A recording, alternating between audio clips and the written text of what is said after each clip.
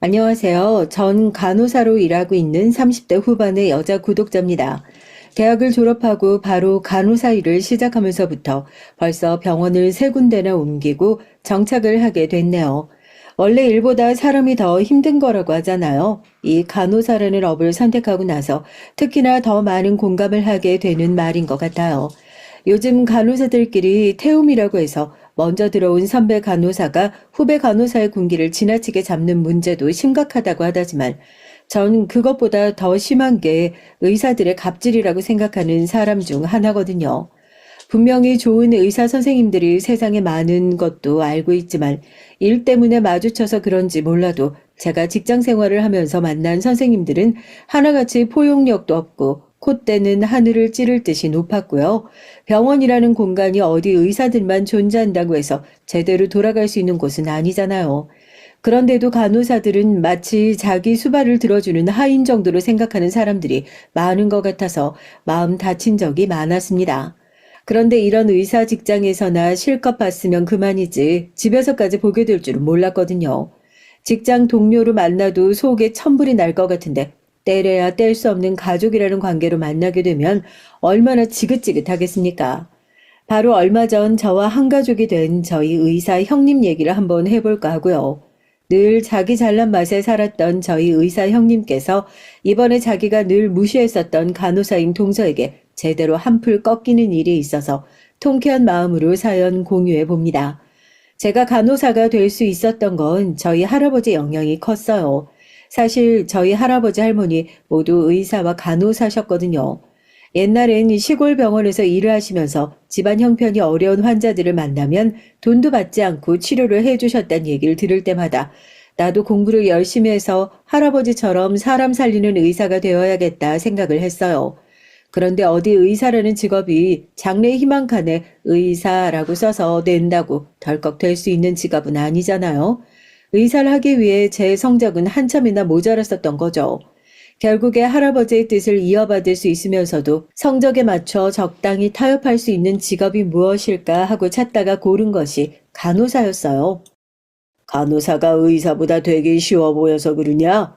병원에서 간호사들만 빠져봐라. 다음날 그 병원 난리 나고 문 닫아야 하지. 그만큼 간호사 역할이 병원에서는 중요한 거야. 사람들은 항상 사람 살리는 건 의사 혼자 하는 일이라고 생각하는데 절대 그런 게 아니다. 열심히 일하는 간호사들, 병원 직원들, 그 사람들이 전부 있으니까 의사가 사람 살릴 수 있는 거다. 너도 네가 선택한 직업이 귀한 직업인 줄 알고 일해야 돼. 알겠지? 할아버지는 항상 저에게 간호사가 얼마나 병원에서 중요한 존재인지 말씀을 하셨어요. 성적을 맞춰서 온 학과이긴 하지만 할아버지가 그런 말씀을 해주실 때마다 괜히 뿌듯하게까지 하더라고요. 엄마는 어렸을 때 주사바늘 무서워서 병원에서 빽빽 울었던 네가 무슨 간호사를 하려고 그러냐고 만류했지만 어려운 실습 과정까지 다 이겨내고 당당하게 시험에 합격해 간호사 생활을 시작하게 됐습니다.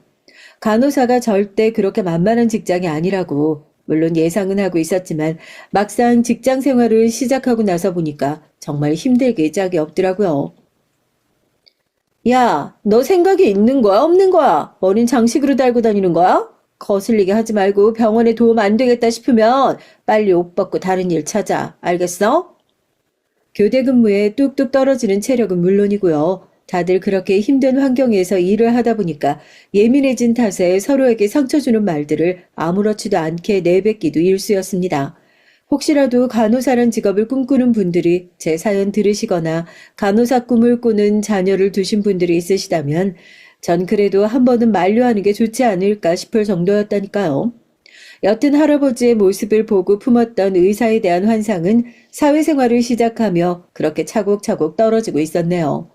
그렇게 일을 하면서 지내던 와중에 병원 손님으로 왔었던 남편과 처음 만나 6개월 정도 연애를 하고 결혼까지 하게 됐습니다. 또래 친구들 사이에선 제가 꽤나 일찍 결혼을 한 편이었거든요. 시댁 식구들이 워낙 성격이 다 무난하고 시집살이 같은 건 찾아볼 수도 없었고요. 병원에서 매번 모난 사람들만 상대를 해서 그런지 둥글둥글하고 무난한 성격의 남편과 시댁이 그렇게 좋을 수가 없더라고요. 그렇게 결혼을 하고 마지막으로 옮겼던 병원에서도 정착을 해나가면서 걱정 없는 날들을 보내고 있었습니다. 하지만 그런 평화도 오래가지 못하더라고요. 김간, 들었어? 우리 병원에 새로 오는 대표 의사 있잖아. 내가 얘기 좀 미리 엿들었는데 완전 대박이잖아. 지난번 병원에서 이름 좀 날렸던 사람이라고 그러더라고.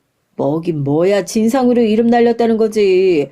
전 병원에서 간호사들 쥐잡듯이 잡는 걸로 아주 유명했었대. 행복한 일상에 금이 가기 시작한 건 병원에 새로운 대표 의사가 온다고 했던 그날부터가 아닐까 싶습니다.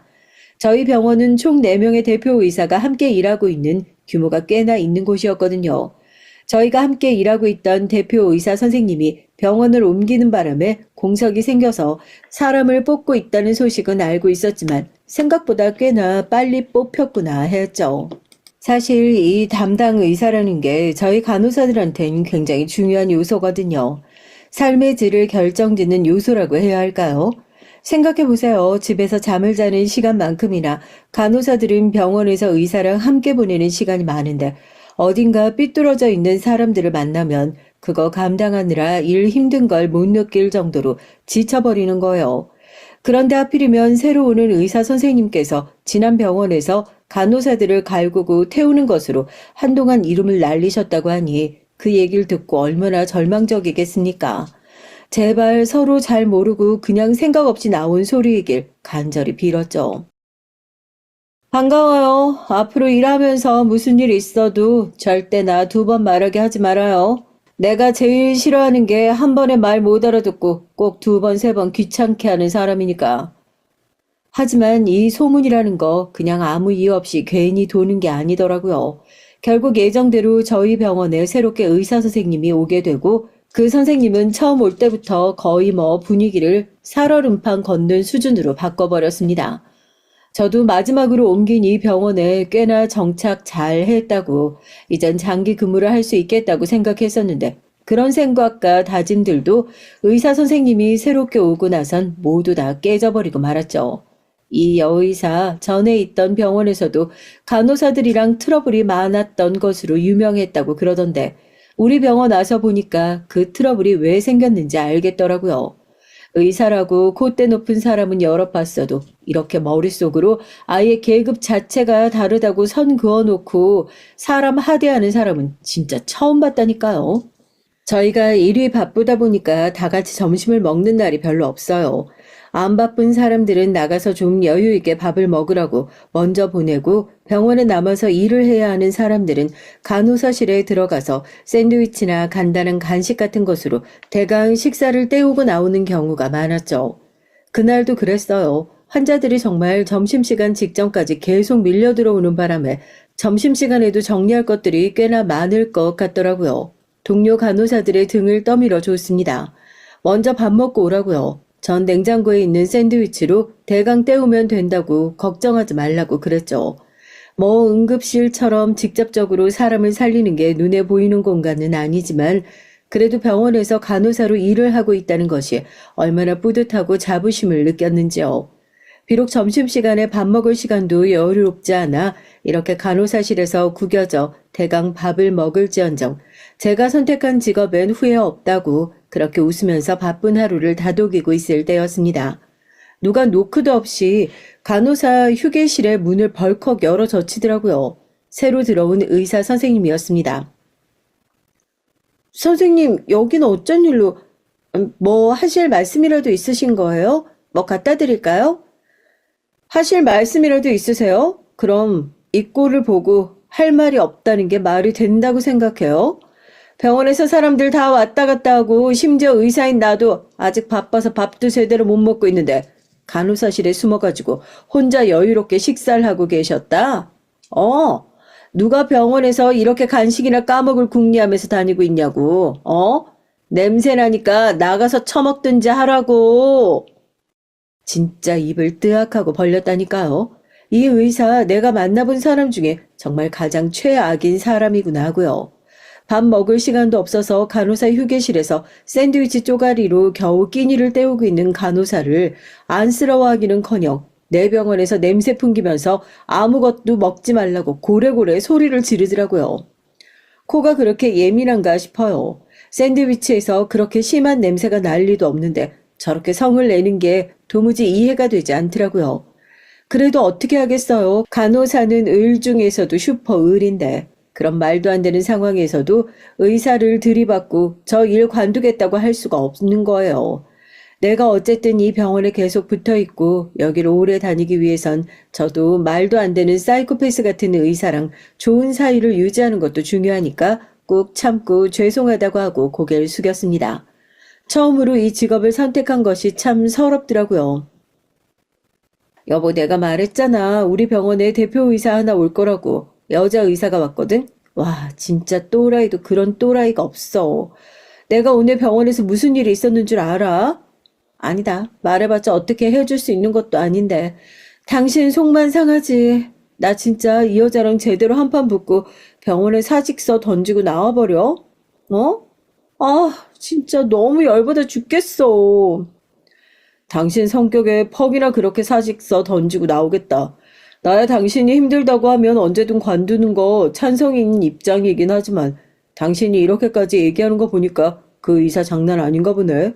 당신 병원 몇 군데 옮겨 다니면서 어지간한 또라이들은 다 상대해봤잖아. 이번엔 진짜 급이 달라, 급이. 환자들한테 어떻게 웃으면서 진료보나 싶다니까. 의사 얘기가 나왔으니까 말인데 우리 형 결혼할 여자 생겼다고 하더라고. 연애도 못하고 혼자 늙어 죽는 건가 했더니 어느 틈에 몰래 연애 잘하고 있었다고 하던데? 형수님 되실 분이 안 그래도 의사라고. 그래서 당신이랑 잘 맞을 수도 있겠다 싶었는데. 뭐? 의사? 하긴 세상에 의사가 다 그런 사람만 있는 것도 아니고. 잘 됐지 뭐. 아주버님 좋은 사람 만나는 거 반대할 사람이 어디 있어. 진짜 진심으로 잘 됐다. 남편한테 형이 하나 있거든요. 얘기를 들어보니까 결혼 상대로 만나는 여자가 있다고 곧 집에 인사를 시키러 올 거라고 그러더군요. 의사한테 워낙 당한 게 많으니까 의사를 만난다는 얘기에 순간 움찔하긴 했지만 세상에 뭐 그런 의사들만 있는 것도 아니고 아주버님께서 어련히 좋은 여자 만나서 결혼 생각을 하시는 거겠지 그랬는데 형님 되실 분 저희 집에 인사 오시고 저 정말 그대로 뒷목 잡고 쓰러질 뻔했습니다. 병원에서만 보던 그 진상 떨던 대표 의사가 저희 시댁에 떡하니 앉아있는 거 아니겠어요? 속으로 그랬죠. 왜 하필이면 그 많고 많은 의사들 중에서 골라도 저런 사람을 골랐을까 하고요.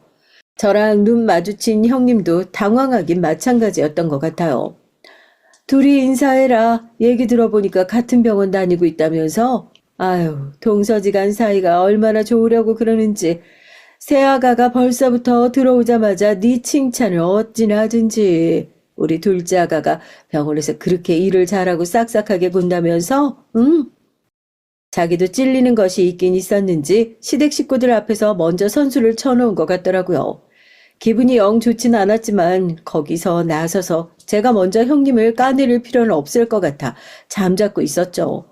병원에서 눈만 마주치면 못 잡아먹어서 안달이었던 분이 시댁 식구들 앞에 있으니 완전히 순한 양이 돼서 혹시라도 제가 뭔가 말을 잘못 꺼낼까봐 전전긍긍 하더라고요.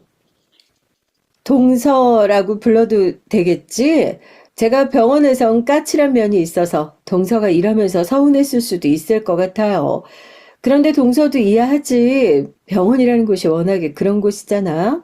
사람 생명이 왔다 갔다 하는 공간인데 어떻게 남들처럼 편하게 대하고 친구처럼 지내고 그럴 수 있겠어. 나도 항상 긴장하고 있다 보니까 좀 예민하게 구는 것 같아.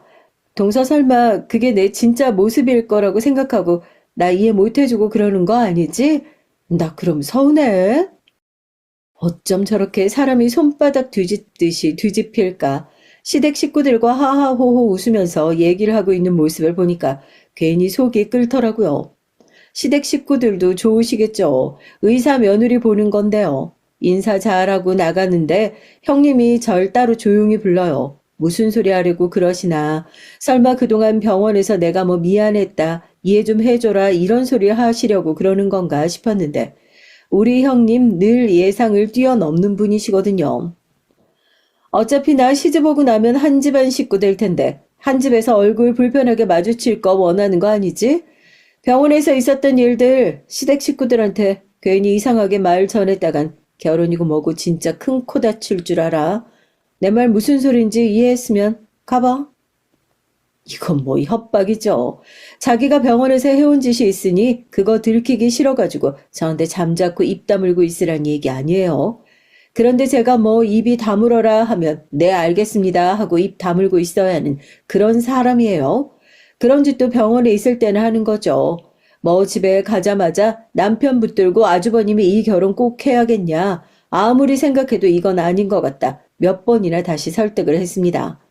남편도 굉장히 난감하다는 눈치였죠. 저만 간절했어요. 내가 여태까지 병원에서 있었던 일들 당신한테 다 얘기했잖아. 그런 얘기를 듣고도 아주버님이랑 결혼하는 걸 허락한다고? 저 여자 완전 사이코패스라 다름없어. 아무리 그래도 형님이 좋다고 그러시는데 내가 어떻게 반대할 수 있겠어.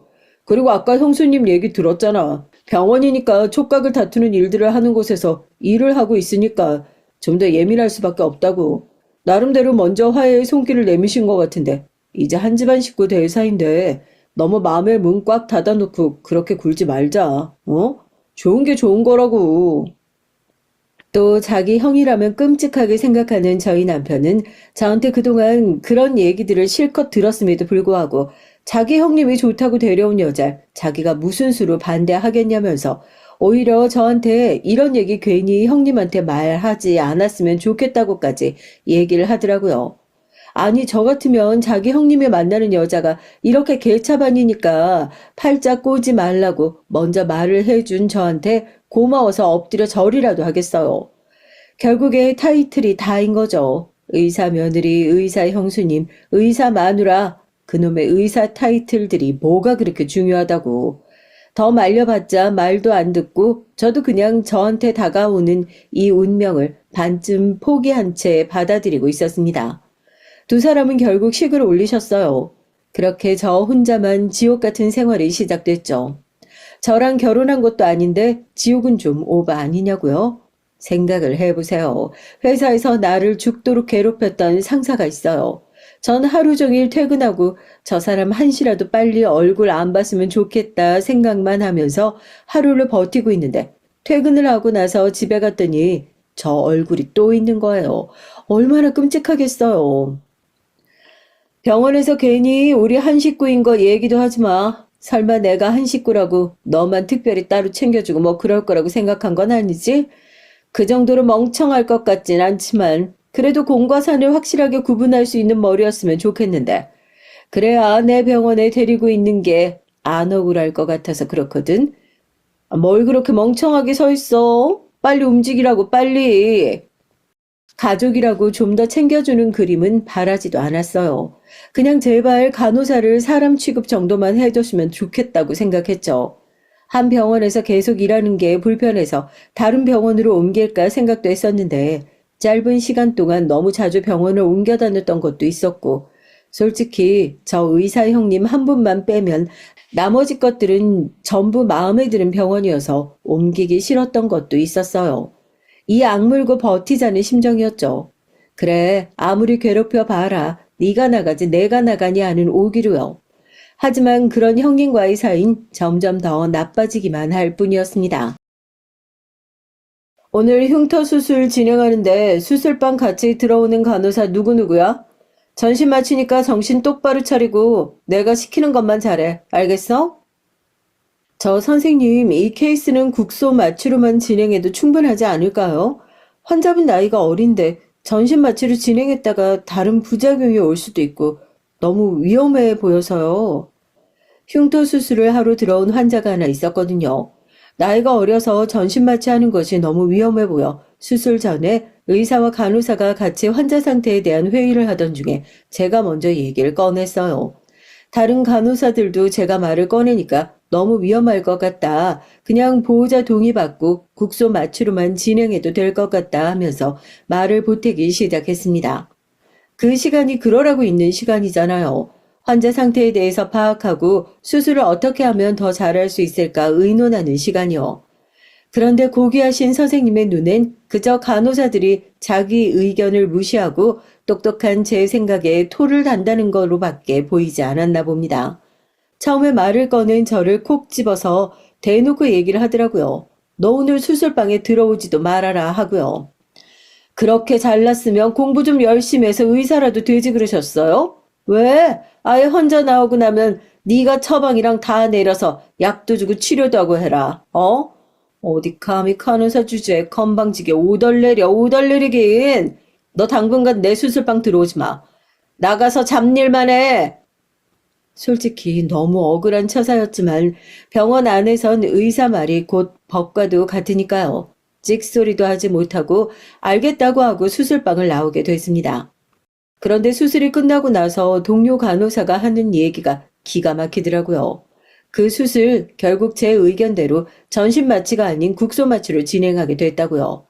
아니 결국 제 의견대로 할 거면 왜 저를 내쫓았단 말입니까? 자기도 곰곰이 생각을 해보니까 네 말대로 하는 게 맞을 것 같긴 한데 그래도 너 있는 앞에서 이렇게 하겠다 그러면 꼭 네 오더 받는 것 같아서 자존심 상한다 이거지. 그러니까 너 안 보는 데서 하겠다 이거고. 그래도 네가 내린 그 판단 틀리지 않은 것 같다고 말해주려고. 너무 마음 쓰지 마. 우리 또라이 같은 의사들 한두 번 보는 것도 아니잖아? 동료 간호사의 위로에 그래도 무거웠던 마음이 한결 가벼워지는 걸 느꼈어요. 제 의견이 맞았다고 인정하는 것조차 싫어서 절 수술방에서 아예 빼버리는 그런 대단한 사람을 다시 마주치고 싶지도 않았지만 시댁 모임이란 핑계로 이렇게 또 마주해야 한다니 얼마나 가시방석이었겠어요. 괜히 남편의 등을 손바닥으로 한 대 짝 내리쳤다니까요.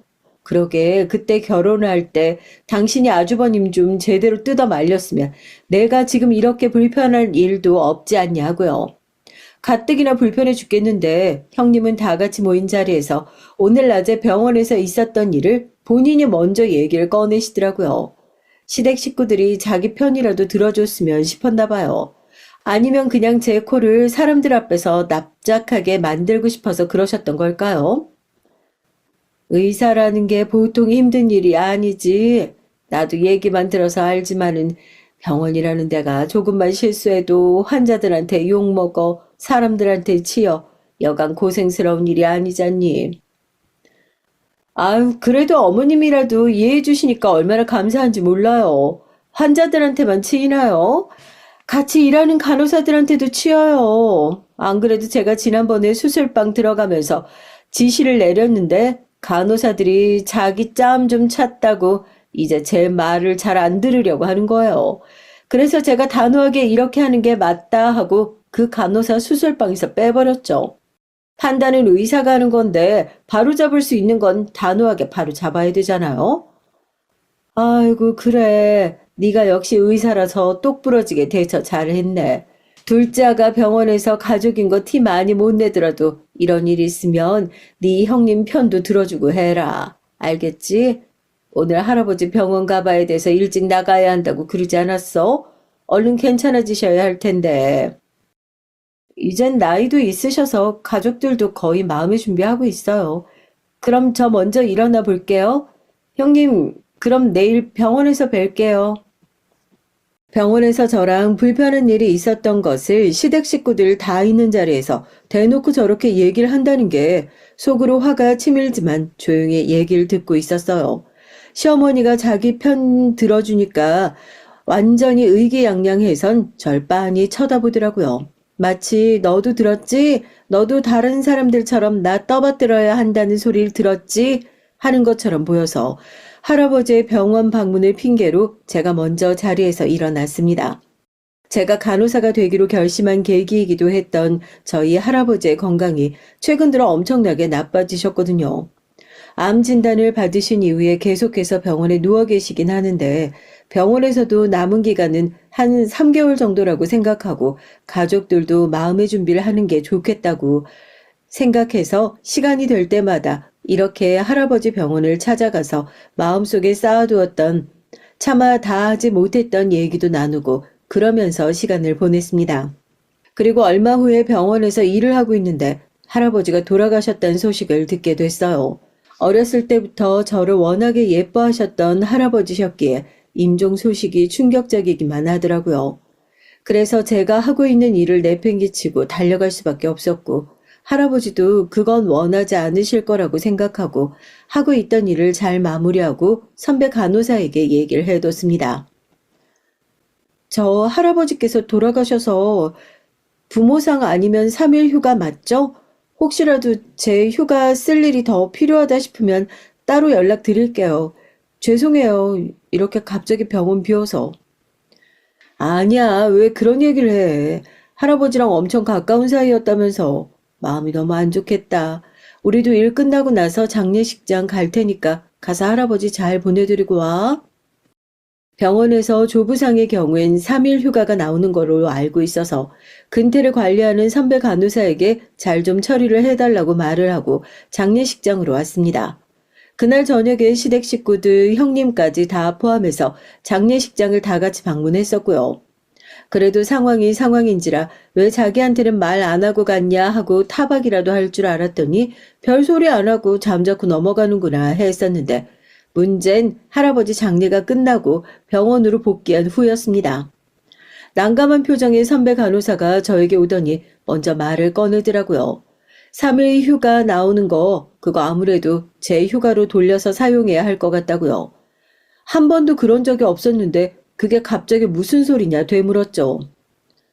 사실 너 그렇게 가고 나서 선생님이 와가지고 한바탕 난리 쳤어. 부모님이 돌아가신 것도 아니고 할아버지 돌아가신 건데 무슨 휴가를 3일씩이나 쓰냐. 그걸 왜 병원에서 지원을 해줘야 하냐 하고. 하도 난리를 치니까 병원에서도 부모상 외엔 그냥 자기 개인 휴가 써서 다녀오라고 조만간 공지 떨어질 것 같은데 너 선생님한테 뭐 밉보인 거라도 있어? 지난번부터 유난히 선생님이 네 일만 가지고 널 들들 볶는 것 같은 생각이 들어서 그래. 문제 없지? 장례식장에서 입 다물고 있었던 이유가 있더라고요. 그러니까 병원에서 이미 난리치고 와서 홀가분한 마음으로 장례식장에서 절 바라보고 있었던 거더군요. 다른 사람들 아무런 문제 없이 조부모 상에도 병원에서 나오는 휴가 잘만 쓰고 살았는데 자기가 뭔데 내가 대체 자기한테 뭘 그렇게 잘못했기에 저렇게 난리를 치면서 휴가를 못 쓰게 막기까지 했을까. 진심으로 울컥하더라고요. 아무래도 안 되겠다 싶어서 얘기를 하려고 방문을 두드렸습니다. 선생님, 저 가족이 아니라 병원에서 같이 일하는 동료로서 정말 여쭤보고 싶어서요. 제가 일적으로 모자란 부분이나 고쳐야 할 점이 있으면 편하게 말씀해 주세요. 제가 어떻게든지 고치고 서로 잘 어울려서 일할 수 있도록 노력해 볼게요. 다들 그래요. 선생님이 저 미워하시는 것 같다고. 저도 그런 생각 안 하려고 노력하는데 혹시 제가 잘못해서 그런 거면 잘못? 지금 네가 하고 있는 게 잘못이란 생각은 안 해? 야, 의사가 그렇다면 그런 거야. 넌 지금 내가 그렇다고 한 거 이해가 안 된다고 내 방에 쪼르르 찾아와서 따지고 있는 거밖에 더 돼? 다른 애들은 내가 그렇다고 하면 네 알겠습니다 하고 입 다물고 조용히 내 의견 따라간다고. 너 혼자만 그렇게 병원에서 튀는 행동을 하니까 내가 지적하는 거 아니야. 너 설마 내가 개인적으로 너 미워하고 뭐 어쩌고 해서 지금 이렇게 행동하는 거라고 생각하는 거 아니지? 내가 그렇게 유치한 사람으로 보이니? 너 같은 하찮은 사람한테 시간 쏟고 마음 쏟을 정도로 그렇게 한가한 사람 아니니까 앞으로 불만 있어도 나한테 직접 말하지 말고 네 선배한테 전달해서 나한테 올 수 있게. 알겠어? 하여튼 이 병원엔 체계란 게 없어, 체계란 게. 이건 뭐 손에 몽둥이만 안 들었다 뿐이지. 그래도 서로 얘기 좀 해보려고 찾아간 절 그냥 뭐 패는 것 마냥 말로 흠씬 두들겨 패더라고요. 내가 이런 꼴을 당하면서도 이 병원에서 일을 계속해야 하나 가슴속에 품고 있는 사직서를 당장이라도 꺼내서 얼굴에다 패대기를 치고 싶은 마음이 굴뚝 같았지만 여기서 관두면 정말로 제가 형님한테 졌다고 항복의 깃발이라도 흔드는 꼴이 될 것 같아서 오기로 꾸역꾸역 버티고 참았습니다. 하지만 할아버지 장례 때 있었던 일은 아무리 생각해도 이해가 안 되고 저한테 정말 원하는 살만한 일이었죠. 내가 언제 너한테 이런 수모를 당한 걸 기억해 놨다가 꼭 대갚아 주겠다는 생각으로 이를 갈았습니다. 그리고 제가 그날 퍼렇게 갈려있는 복수의 칼날을 저희 형님의 모가지에 들이대는 데까진 그렇게 오랜 시간이 걸리지 않았고요. 바로 얼마 전에 일어났던 제사 사건 때문이었습니다. 그래도 며느리 하나 더 들어왔다고 제사 준비하는 거 걱정이 없네. 음식도 너무 많이 장만하지 말고 딱 우리 먹을 정도만 간단하게 차리자. 내가 설거지는 책임지고 군기 잡고 남자들 다 시킬 테니까 걱정하지 말고 우리 둘째가 손이 야무져서 내가 항상 걱정이 없어요. 어머니 말씀대로 이번엔 며느리가 둘이나 들어왔는데 여태 계속 고생만 하셨잖아요. 올해는 어머님도 좀 쉬시는 게 어때요? 제가 형님께 말씀드릴게요. 음식 양이 많지도 않으면 준비할 것도 얼마 안 될 것 같은데 저희 둘이서 준비해도 충분히 준비할 수 있을 것 같아서요. 어머, 난 남편 복도 자식 복도 없는 줄 알았는데 이게 전부 다 며느리 복 받으려고 그랬던 모양이다. 그렇게 말해주면 나야 고맙지. 괜히 힘든 일 시키는 애들 붙잡고 집안일까지 시키는 것 같아서 미안해서 그래. 첫째도 시집 오고 나서 이번이 첫 제사잖아. 몇 번 고생만 마치고 나면 우리도 다른 집들처럼 음식 사가지고 간편하게 하자고. 다음부터는. 알겠지? 그동안 제가 시집 오고 나서 시어머니랑 둘이서 제사 준비를 다 했어요. 말이 쉽지 제사 준비라는 게 그리 쉬운 일이 아니잖아요. 음식 양이 아무리 적다고 그래도 아침부터 일어나서 하루 종일 음식 준비해야지. 전 제삿날이면 기름 냄새만 맡아도 속이 올라오고 그래서 밥도 제대로 먹지를 못하는걸요. 그런데 이런 힘든 일을 어머님은 그동안 며느리도 없이 혼자서 다 했다고 생각하니까 그냥 같은 여자로서 마음이 너무 안 좋기도 하고 이제 며느리 둘씩이나 보셨는데 그래도 같이 고생하시겠다고 팔 걷어붙이는 것이 감사하기도 해서 이번 제산 형님한테 말씀드려서 저희 둘이 장만을 좀 하겠다고 하고 제가 먼저 얘기를 꺼냈어요. 물론 제 잘못도 있었죠. 형님한테 한마디 상의도 없이 저희 둘이 하겠다고 어머님한테 먼저 말씀을 드렸던 거요. 좋은 뜻에서 그랬던 거지만 저도 이거 하나만큼은 잘못됐다고 생각을 합니다. 그래도 어차피 지낼 제사고 어차피 해야 할 일인데 이렇게 둘이 하나, 이렇게 둘이 하나 뭐 크게 다른가 싶었던 것도 있었고요. 하지만 형님이 여간 사이코 같은 인간이 아니라는 걸 제가 깜빡 잊고 있었습니다. 형님 계셨네요. 이번에 제사요. 그거 원래 항상 저랑 어머님이랑 둘이서 준비했거든요.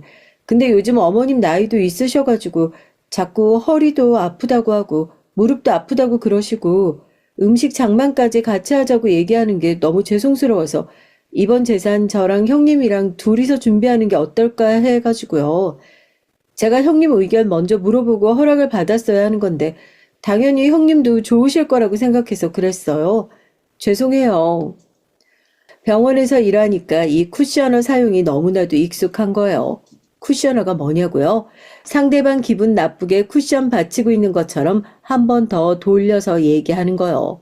그러니까 방금처럼 사실 속으로 죄송하다고 생각하고 있지 않은데 마음에도 없는 죄송하다는 얘기를 하는 것 같은 일들이 많이 생기더라고요. 그래서 자연스럽게 했던 얘긴데 이 죄송하다는 소리를 듣고 형님은 뭐 건수 하나 제대로 물었다고 생각을 했나 봐요. 제 말이 끝나기도 전에 무슨 하이에나처럼 득달같이 달려드는데 아휴, 나 또 잘못 걸렸구나 하는 생각이 절로 들더라고요. 뭐? 너랑 나랑 둘이 제살 준비하자고? 야, 죄송하다고 하면서 죄송할 짓을 대체 왜 하는 거야? 너 진짜 병원 일이 됐든 집안 일이 됐든 똑부러지게 할 줄 아는 게 하나도 없는 거야? 진짜 기가 막혀서. 너 혼자 또 어머님한테 그렇게 셀셀거리면서 얘기하고 혼자 착한 척은 다 했을 거 아니야. 안 그래? 착한 척을 하려고 했으면 끝까지 너 혼자만 착한 척해. 내가 왜 네 착한 척 해주는데 옆에서 들러리를 서야 되냐고? 내가 네 보조야? 형님, 그런 얘기가 아니라 전 그냥 어머님 고생하고 계시는 거 저희 둘 다 잘 알고 있으니까 이번 제사만이라도 좀 저희가 나서서 하면 어떨까 말씀드렸던 거예요. 형님한테 미리 말씀 못 드려서 기분 나쁘신 건 알겠는데 그래도 그렇게까지 말씀하실 건 아니라고 생각하는데요. 보존이 뭐니 여기가 병원도 아니고 집인데 저희 사이에 그런 게 어딨어요. 가족끼리 이렇게 집안에 큰 일이 있을 때 서로 보조도 될 수 있고 서로 아무렇지도 않게 돕는 게 당연한 일 아니에요? 이런 일까지 편가르게 하실 필요는 없다고 생각하는데요. 그리고 제가 앞으로 계속 그러자고 한 것도 아니잖아요. 이렇게 저희끼리 일 잘하고 나면 다음번에는 어머님이 아예 제사 음식도 좀 사서 하고 제사도 생략하고 결국에 다 저희 좋자고 하는 일인데 왜 그러세요? 저도 지지 않고 맞받아 쳤죠. 제가 여기서 질 이유가 뭐가 있겠어요. 여기가 병원도 아니고 제가 살고 있는 집인데요. 한마디도 지지 않고 눈 똑바로 쳐다보고 빠락빠락 대드는 제가 어지간히 마음에 드시지 않았던 모양입니다. 금방이라도 절 한 대 칠 것 같은 기세로 달려들더니 소리를 바락바락 지르면서 제 어깨를 손으로 밀치시는데 저 솔직히 병원에서도 이런 취급을 당해본 적이 없어서 공포스럽기까지 하더라고요. 대체 이렇게 사이코 같은 사람이 어떻게 의사가 됐지 싶고 의사 시험을 볼 때 인성검사 항목을 넣자는 소리가 괜히 나온 게 아니구나 했다니까요. 야, 너 말 다 했어? 너 아주 의사 같다. 병원에서 나한테 찍소리도 못하는 게 집에 오니까 뭐? 시집 조금 일찍 왔다고 누가 너한테 완장이라도 채워준 것 같아? 야, 내가 의사야. 네가 간호사고. 내가 지난번부터 계속 얘기하고 있지? 어디 간호사 주제에 건방지게 의사한테 오더를 내리냐고. 너도 네 주제를 좀 알아야지. 안 그래? 너 진짜 오늘 나한테 제대로 한번 혼나볼래? 금방이라도 제 머리채를 휘어잡을 기세로 다가오셨던 형님은 소란스러운 소리에 깜짝 놀라 들어온 가족들을 보고 급하게 저한테 떨어지셨어요. 그 와중에도 자기 이미지는 챙기고 싶었던지 저한테 귓속말로 그러더라고요. 병원에서 뼈도 못 추리고 싶은 거 아니면 가족들 앞에서 허튼 소리 하지 말라고요. 지난번부터 느꼈는데 협박을 할 거면 제대로 하든지 아니면 협박을 해서라도 제 입을 막을 만한 상황을 만들지 말든지 사람이 어떻게 저렇게 멍청할 수 있나 싶어요. 시댁 식구들도 저희가 이렇게 큰 소리를 내면서 싸우는 모습은 처음 봐서 다들 놀라가지고 지금 뭐 하고 있는 거냐고 하고 또 그 와중에 저희 형님은 정말 아무 일도 없었던 것처럼 얼굴색 싹 바꾸고 제가 잘못된 것처럼 또 시댁 식구들 앞에서 말을 지어서 하고 있더라고요. 너희 지금 이게 무슨 소란이야? 설마 너희 싸우기라도 한 거 아니지? 동서지간끼리 사이좋게 지내도 모자랄 망정에 지금 이게 무슨 난리냔 말이야. 뭐 때문에 그런 건지 드러나 보자. 누가 잘못한 거야? 어머님 싸우긴요. 저희가 살짝 의견 다툼이 있어가지고요. 지난번에 제가 병원에서 동서한테 일 때문에 한 소리 했었는데 동서가 그걸 마음에 담아두고 있었던 건지 저한테 서운하다는 얘기를 하더라고요. 동서가 간호사 생활하면서 아무래도 의사인 저한테 자격지심 같은 게 있었던 모양이에요. 병원에선 당연히 간호사가 의사 오더를 따라가는 게 맞는데 그게 그렇게 억울했으면 동서도 의사하지 그랬냐고 얘기를 했는데 언성이 높아져서 어쩜 저렇게 자기한테 불리한 내용은 쏙쏙 빼고 잘도 얘기를 하는지 제가 바보도 아니고 거기서 형님 그렇게 입으로 장난질하고 있는 거 더 들어줄 필요도 없잖아요. 이참에 아주 가족들 앞에서 형님의 실체를 낱낱이 다 까발려야겠다 하고 저도 가족들 앞에 나섰죠. 제가 찍소리도 못하고 입 다물고 있을 줄 알았는지 가족들한테 뭔가 말을 하려고 앞에 나서니까 형님이 제 손목을 탁 붙잡고 아주 어금니까지 꽉 깨물고 저한테 야, 너 미쳤냐? 말 조심해. 알지? 하고 또 되도 않는 협박을 하길래 전 붙잡힌 손목을 탁 하고 쳐버리고 얘기를 했어요. 어머 형님 그렇게 어금니 꽉 깨물고 말하시면 턱관절 상해요. 가족들 앞에서도 말 못하겠는 얘기면 저한테도 안 하셔야 하는 게 맞지 않아요? 어머님 얘기인 바로 하라고 제사 좀 같이 준비하라고 형님한테 얘기했다가 형님이 어디 간호사 주제에 의사한테 오더를 내리냐고 거품을 물고 화를 내셔가지고요. 그뿐만인 줄 아세요? 아주버님 전 정말 이 사람한테 얘기했어요. 끝까지 아주버님 결혼 말려야 한다고요. 저희 형님 병원에서 어떤 사람인지 평판 한번 들어보시면 절대 결혼해야겠다는 생각 못 하셨을걸요? 의사라고 갑질에 간호사들 무시하는 건 일상이고 제가 오죽하면 형님이 저희 병원 오시고 난 이후에 맨날 이 사람 붙잡고 병원 관둘지 말지 고민할 정도였다고요. 제가 여태 형님한테 당한 거 얘기하면 2박 3일 밤을 새도 모자랄 지경이에요. 그런데 뭐요? 나보고 말 조심하라고요? 왜요? 들킬까 봐서요?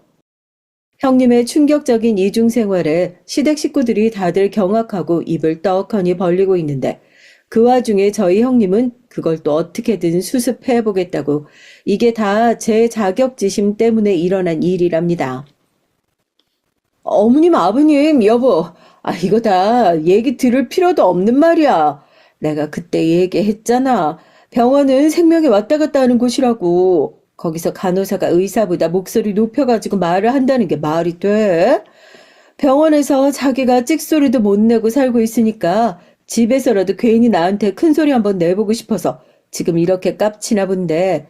야, 정신 차려. 어디 간호사 주제에 감히 의사한테 오더를 내리긴. 제발 주제 파악 좀 하고 살아라. 이제는 더 숨길 노력도 안 하는 건지 저한테 모진 소리를 쏟아내서 저도 울컥해가지고 한 소리 하려고 하는데 저희 시어머니가 형님 그렇게 소리 지르는 모습을 보더니 막 웃으시더라고요.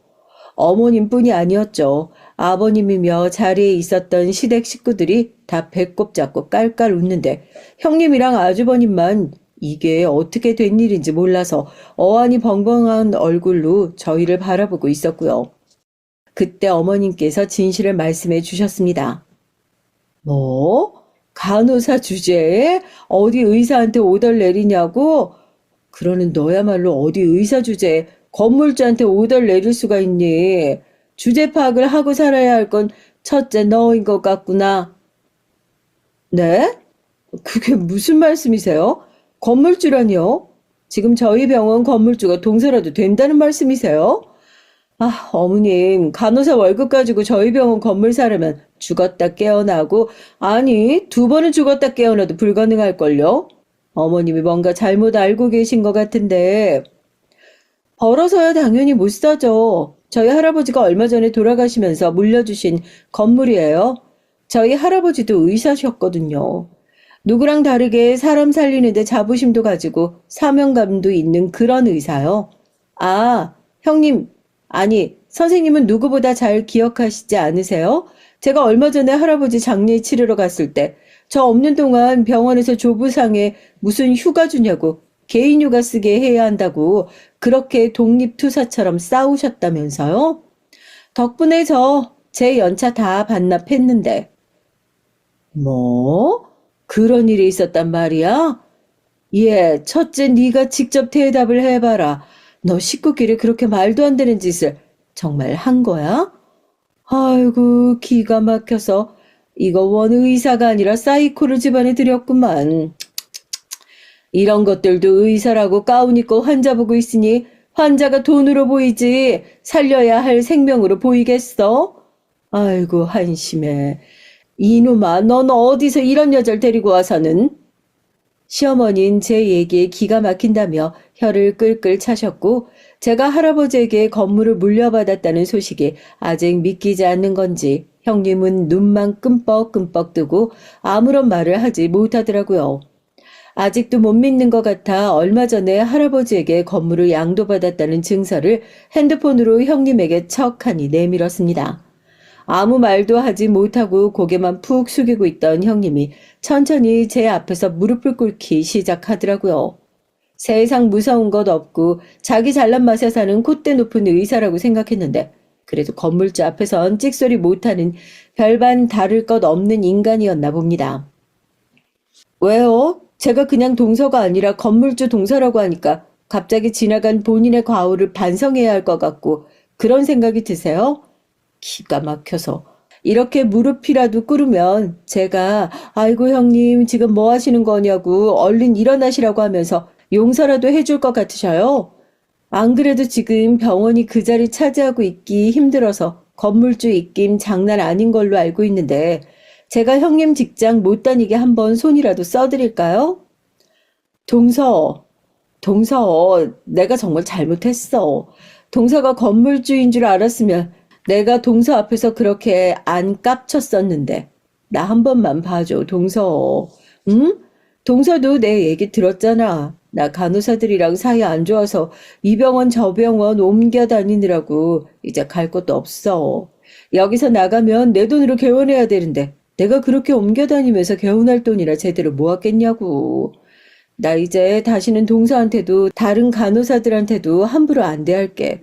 제발 한 번만 용서해줘. 세상 무서울 것 없는 사람처럼 아나무인으로 행동하던 인간도 결국 돈 앞에선 어쩔 수 없는 을이 되나 봅니다.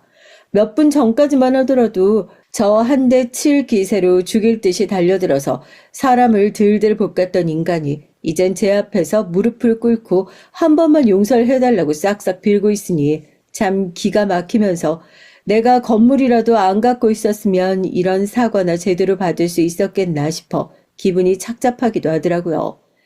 그래서 제가 어떻게 했냐고요? 시댁 식구들 다 보는 앞에서 뺨이라도 한 대 때렸냐고요? 아니요. 왜 그런 사람 때려가면서 저까지 바닥으로 떨어지는 걸 자처하겠어요. 망신은 이 정도면 충분히 줬다고 생각하고 대신 형님 앞에 종이와 펜을 가지고 와서 내려놨습니다. 무릎을 꿇고 울고 있는 형님은 이게 뭐냐는 듯이 절 올려다 보셨고요. 뭐 하고 있어요? 원래 그렇게 행동이 굼뜬 거예요? 이제 다시는 저한테 다른 간호사들한테도 함부로 안 대한다면서요. 제가 그동안 형님 행동을 봐온 게 있는데 그 말 어떻게 그냥 믿겠어요? 여기 시댁 식구들 다 보는 앞에서 제가 불러주는 대로 각서 한 장 쓰세요. 뭐든지 제가 시키는 대로 다 하겠다고 엉엉 울던 형님은 그때부터 제가 불러주는 대로 각서에 한자 한자 받아 적기 시작했습니다. 첫째, 간호사들을 존중할 것, 의사보다 하대하지 않을 것. 둘째, 간호사들 점심시간을 충분히 보장해 줄 것. 셋째, 간호사들 휴가에 관여하지 말 것. 그것 외에도 10가지나 되는 내용들을 적고 본인이 직접 지장까지 찍었어요. 사과는 됐고 내일 병원 출근하면 형님이 직접 쓰신 각서 복사해서 간호사들 나눠주세요. 안 지키면 언제든지 이 병원에서 형님 빼버릴 거니까 그렇게 아시고요. 동서, 정말 나 한 번만 믿어줘. 다시는 안 그럴 거야. 내가 내일 간호사들한테 한 명 한 명 다 사과하고 각서 쓴 것도 나눠주고 할게. 이런 식으로라도 사과받을 수 있으니 얼마나 다행이에요. 새삼 할아버지께 감사드리더라고요. 그 뒤 형님 정말 간호사들한테 하나하나 찾아가서 사과도 다 했고요. 제 앞에선 눈도 제대로 못 마주칠 정도로 기가 확 꺾여가지고 지내고 있습니다. 저 나름대로 제 손 더럽히지 않고 현명하게 형님한테 복수했다고 생각하는데 저 정말 잘한 거 맞겠죠? 이 정도면 우리 형님 다시는 저한테 찍소리도 못하고 밖에서 꽤 괜찮아 보이는 동서지간으로 지낼 수도 있겠죠? 안녕하세요. 딸 하나를 키우고 있는 평범한 워킹맘입니다. 제가 이 채널에 사연을 보낼 날이 오다니 사람 인생 참 모르는 거네요. 저희 부모님께선 마트를 운영하셨어요. 근방에서 비교할 곳이 없는 제법 큰 마트였고 전 나름대로 유복한 유년 시절을 보냈습니다. 어머니와 아버지인 몹시 금술이 좋으셨고 주변에서 소문난 인꼬부부였어요. 젊은 시절 어머니께 첫눈에 반한 아버지께서 어머니를 졸졸 쫓아다니시다가 연애를 시작했고 결국 결혼까지 성공해서 작은 구멍가게를 함께 차리셨다고 했습니다. 처음엔 작은 구멍가게였지만 세월이 지날수록 점점 규모가 커져 꽤나 커다란 마트가 됐어요. 오랜 세월 동안 두 분이서 함께 삶의 터전을 일구며 지내오셨으니 사이가 좋으실 수밖에 없었고 제가 가끔 장난스레 두 분을 질투할 정도로 서로를 위하는 정말 보기 좋은 부부셨습니다. 전 어렸을 적부터 그런 부모님을 보며 저도 하루빨리 커서 결혼해 가정을 꾸리고 싶다는 생각을 해왔어요. 마트는 항상 손님들로 북적였고 저희 가족은 매일매일 아무런 문제 없이 행복한 나날들을 보냈습니다. 어렸을 적 전 학교가 끝나면 마트로 달려가 좋아하는 과자를 하나 골라 꺼내 먹으며 계산대 옆 의자에 앉아있는 걸 몹시 좋아했어요. 그러면서 전 마트를 드나드는 손님들을 관찰하곤 했습니다. 어머니와 전 이런 행위를 관찰놀이라고 불렀죠. 주로 살펴보는 것들은 매일같이 분홍색 블라우스를 입고 오시던 아주머니가 오늘은 하얀색 옷을 입고 오셨다든지 항상 사과를 사가시던 아저씨가 오늘은 다른 과일을 사가셨다든지 사소한 것들이었지만 대단한 탐정이라도 된 듯 어머니와 함께 수다를 떠는 그 시간이 굉장히 즐거웠던 기억으로 남아있어요. 그렇게 언제까지고 영원할 것만 같았던 행복하고 평화로운 저희 가족의 일상은 제가 한창 대학 입시를 준비하던 어느 날 산산조각나 깨져버리고 말았습니다. 그날도 평소와 다름없이 야간 자율학습을 마치고 집으로 돌아오는 길이었어요. 자율학습이 끝나면 매우 늦은 밤이었고 집에 도착할 시간이 마트 문을 닫을 시간과 비슷했기 때문에 전 항상 학교 후에 바로 집으로 가는 대신 마트로 가서 부모님과 함께 가게 마감을 하고 셋이서 집으로 돌아오곤 했습니다. 그런데 이상하게도 그날따라 마트 앞에 사람들이 엄청나게 몰려 있었어요. 무슨 일인가 싶어 서둘러 달려갔더니 마트 앞에 웬 구급차가 서 있더라고요. 손님들 중에 누가 갑자기 쓰러지기라도 했나, 무슨 사고라도 났나 싶어 사람들 사이를 겨우 헤쳐나가 고개를 내미는데 들것에 실려가고 있는 사람은 다름 아닌 저희 어머니였어요. 아버지께선 정신없이 울며 그런 어머니를 따라 구급차에 올라타셨고 제가 미처 아버지를 부르기도 전에 구급차는 그대로 출발해버렸습니다. 사람들이 수군대는 소리를 들어보니 어머니께선 계산을 하시다가 갑자기 정신을 잃고 쓰러지셨다고 하더라고요. 전 일단 혼자 대강 가게 마감을 하고 셔터를 내린 후 집으로 돌아갔고 새벽녘쯤이 돼서야 아버지께 연락이 왔어요.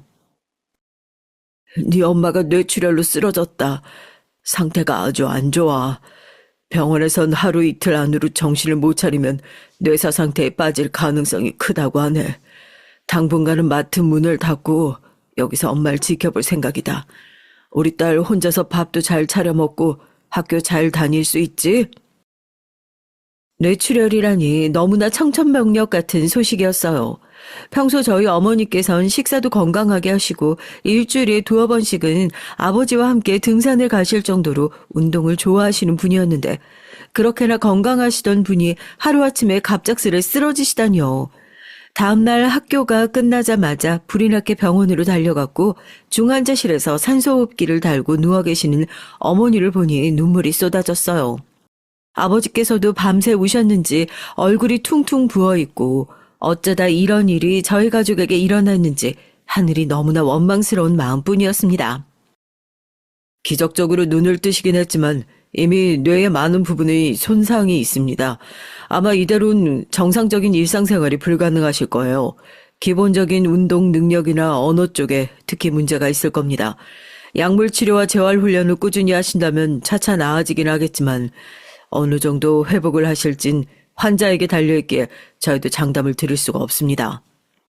어머니께서 이대로 허무하게 돌아가실까봐 매일 밤마다 울며 기도를 했던 제 정성이 통하기라도 했는지 얼마 후 어머니께선 정말 기적처럼 눈을 뜨셨어요. 그러나 사고의 후유증으로 언어 중추에 문제가 생기셔서 전과 같은 일상생활이 불가능하게 됐죠. 아버지께선 어머니께서 눈을 떠준 것만으로도 너무 고맙다며 눈물을 쏟아내셨고 어머니께서도 그런 아버지를 껴안고 한참을 우셨습니다. 어머닌 그 뒤로 병원에서 치료와 재활훈련을 받으며 입원 치료를 하게 됐어요. 처음엔 단어 하나를 내뱉는 것조차 어려워하셨지만 차츰 시간이 지날수록 짧게나마 더듬지 않고 본인의 의사를 표현할 수 있게 됐죠. 그래도 정상인과 비교하자면 택도 없는 수준이었고 어머니께선 본인의 뜻대로 말이 나오지 않으니 너무나 답답해하시며 자괴감을 느끼시는 듯 보였어요. 그런 어머니의 모습을 보며 저와 아버지 모두가 가슴이 찢어지는 기분이었습니다. 게다가 어머니의 치료엔 다양한 약물들이 사용됐는데 이 약들에 생각보다 더 많은 비용이 들어갔어요. 그렇게 줄줄이 들어놓았던 보험은 이 약물은 이래서 적용이 안 된다. 저 약물은 이 조항에는 포함이 안 된다며 결국은 아무런 도움이 되지 않더라고요. 어머니를 몹시 사랑하셨던 아버지께선 어머니를 위해서라면 이 정도 돈은 당연히 쓸 수 있다. 당신은 걱정하지 말고 재활에만 전념하라며 어머니 앞에선 큰 소리를 떵떵 치셨지만 점점 남 몰래 한숨을 쉬시는 날들이 늘어갔어요. 게다가 엎친 데 덮친 격으로 저희 마트 바로 근처에 대형마트의 체인점이 들어서게 됐고 그렇지 않아도 기울어져 가던 형편은 점점 더 나빠지기만 했어요. 그즘 전 수능을 치렀지만 대학 진학을 포기하기로 했습니다. 나쁘지 않은 성적이었고 충분히 서울에 있는 대학교에 진학할 수 있는 수준이었지만 대학교 등록금이며 제 자취방 월세며 대학교에 들어가게 된다면 돈 들어갈 곳 투성이었죠. 아버지께서는 그런 건 신경 쓰지 말고 대학에 진학하라며 다른 곳에 쓸 돈은 없어도 너 공부시킬 돈은 있다 큰 소리를 치셨지만 전 고개를 가로저었습니다. 아버지, 요즘 낮엔 마트에서 혼자 일하시랴 밤엔 어머니 간병하시랴 너무 고생이시잖아요. 잠도 제대로 못 주무시고. 집안 형편 어려운 거 뻔히 아는데 공부하겠다고 고집 부릴 생각 없어요. 어머니 어느 정도 회복되시고 집안 형편 괜찮아질 때까진 아버지 도와서 마트 일하고 어머니 간병하면서 지내고 싶어요.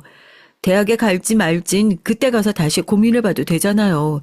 저한텐 대학보다 우리 가족이 훨씬 소중해요. 그렇게 전 대학 진학을 포기하고 어머니의 간병에 전념하게 됐어요. 제가 병원에 하루 종일 머물며 어머니를 보살펴드리니 아버지께서도 좀 더 마음 편하게 마트 일을 하실 수 있게 됐죠. 그러나 마트는 하루가 다르게 손님이 줄어갔고 결국 대형마트 체인에 완전히 밀려 문을 닫을 지경이 됐습니다. 고민하시던 아버지께서는 마트를 정리하고 택시 운전 일을 시작하셨어요. 신혼 시절 구멍가게에서부터 부모님께서 차근차근 일궈온 삶의 터전인 마트는 그렇게 쓸쓸한 최후를 맞게 됐습니다. 제게도 어린 시절부터 추억이 가득한 장소였기에 몹시 아쉽고 슬픈 마음이었죠. 그러나 눈앞의 현실은 냉정했고 어머니의 재활 훈련은 점점 더 더딘 성과를 보이고 있었어요. 어머니께서는 아무리 노력해도 예전처럼 돌아갈 수 없을 것 같단 절망감에 빠지셨고 심한 우울증에 시달리셨죠. 말초신경의 손상으로 덜덜 떨리는 손가락 덕에 혼자 힘으로는 물 한 잔 제대로 마시기도 힘들어하셨고 마트 문 닫게 됐다는 소식을 들으신 후론 더욱더 상태가 나빠지셨어요. 왜 행복하게 살던 우리 가족에게 이런 비극적인 일이 일어난 걸까? 하늘이 너무나 원망스러웠고 모두가 잠든 새벽 병원 복도 의자에 앉아 숨죽여 흐느껴 오는 날들이 늘어났습니다. 제가 선택한 길이었지만 주변 친구들은 하나같이 대학교에 입학해 즐거운 대학 생활을 하고 있었고 그런 모습을 보니 너무나 박탈감이 들었어요. 그날도 재활훈련 후 지쳐 잠든 어머니를 뒤로하고 조용한 병원 복도에 앉아 멍하니 생각에 잠겨있던 때였습니다. 어머니께선 부쩍 짜증이 늘어나셨고 하루 종일 그런 어머니를 따라다니며 비위를 맞추고 뒷바라지를 하느라 몸과 마음이 모두 지칠 대로 지친 상태였어요. 이런 일상이 언제까지 반복되는 걸까? 끝이 나기는 하는 걸까? 부정적인 생각만으로 가득했고 캄캄한 병원 복도가 꼭 제 미래처럼 느껴졌죠. 그러던 중 갑자기 비상구 계단 쪽에서 뭔가 쿵쿵하고 떨어지는 듯한 소리가 들렸어요. 그리 큰 소리는 아니었기에 평소 같으면 잠깐 돌아보고 말 정도였지만 절 제외하고는 아무런 기척도 느껴지지 않는 적막한 새벽이었기에 이상하게 신경이 쓰이더라고요. 결국 전 자리에서 일어나 소리가 난 계단 쪽으로 향했고 어두컴컴한 비상구 계단엔 아무것도 보이지 않았습니다. 그냥 잘못 들은 소리였나 싶어 돌아가려던 순간 계단 아래쪽에서 뭔가 움직이는 것 같았어요. 설마 하는 마음에 계단을 내려가 보니 5살 정도로 보이는 남자아이가 바닥에 쓰러져 있었습니다. 깜짝 놀라 급하게 당직 간호사를 불러왔고 아이는 알고 보니 위층에 입원해 있던 환자였어요. 해당 층 당직 간호사가 잠깐 자리를 비운 사이 몰래 병실을 빠져나와 어두운 계단을 내려가다 정신을 잃고 쓰러졌던 것이었죠. 다행히도 높은 곳에서 굴러 떨어진 건 아니었던 터라 크게 다치진 않았지만 쓰러진 후 오래 방치되어 있으면 큰일이 났을 수도 있다며 제가 일찍 발견한 것이 천만다행이라고 하더라고요. 그렇게 아이는 급하게 실려갔고 정신없는 새벽이 지나갔습니다. 다음 날 평소와 같이 어머니의 재활훈련을 위해 병실을 나서려는데 병실 입구에 익숙한 얼굴의 아이가 보호자와 함께 서 있었죠. 어제 계단에 쓰러져 있던 그 아이였고 아이의 보호자는 너무나 감사하다며 본인이 깜빡 조는 사이에 아이가 몰래 병실을 빠져나갔었다. 하마터면 큰일이 날 뻔했는데 저 덕분에 살았다며 연신 고개를 숙였습니다. 저런 아이가 뭐 때문에 입원을 해 있는 걸까 내심 궁금한 마음이었는데 알고 보니 그 아이도 저희 어머니처럼 뇌에 문제가 있다고 했어요. 저희 병실의 위층은 1인실들만 있는 말 그대로 상당히 부자인 환자들만 입원해 있는 층이었고 아이 또한 아버지께서 기업을 운영하고 계시는 부잣집 아들이라고 했어요. 아이의 어머니께서는 원래 몸이 허약하셨는데 아이를 낳던 중에 생긴 문제로 목숨을 잃으셨고 아이도 미숙아로 태어나 뇌에 문제가 있었던 것이었습니다. 기업의 회장으로 바쁜 아버지를 대신해 간병인 아주머니께서 병원에 머물며 아이를 돌보고 있었고 아이는 태어난 후로 줄곧 병원에서만 자라 또래 친구가 아무도 없었어요. 지금껏 유일한 말동무가 간병인 아주머니뿐이었다고 했습니다.